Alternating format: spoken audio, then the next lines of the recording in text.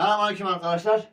Bugün bir davul fırın var işte. Tamir ediyoruz. Bizim evin davul fırını bu çengel başları çürüdüğünden dolayı çıkmış hepsi. Bunları değiştirdik. Eski bir tane kettle'larımızdan topladığımız parçaları getirdik, kabloları. Onları yaptık. Bu civataları da düşmüştü. Bu civataları da çöpe attık. Şimdi bunu toplayacağız sigaramı için. Toplamış ki tamamen. Ha. Toplayacağız, yapacağız, toplayacağız. Bunlar böyle civatası düşmüştü böyle. Bakalım çalışır mı, çalışmıyor mu? Birazdan görüşürüz.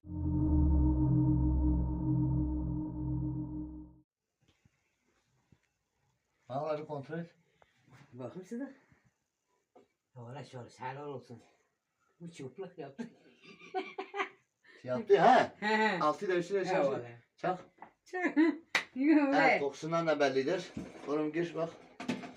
Ve eskiciye vereyim sen yaptın, helal olsun. Altı üst ızgaralar bak pişti ya. Eyvallah. Bu ısındı ha. Elimde ısındı. Şahsen masa elektrik kaçayı da yok. Evet. Şunu çeksin. Tamam, fişi çıkar.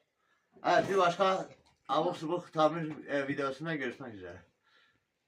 Valla helal olsun.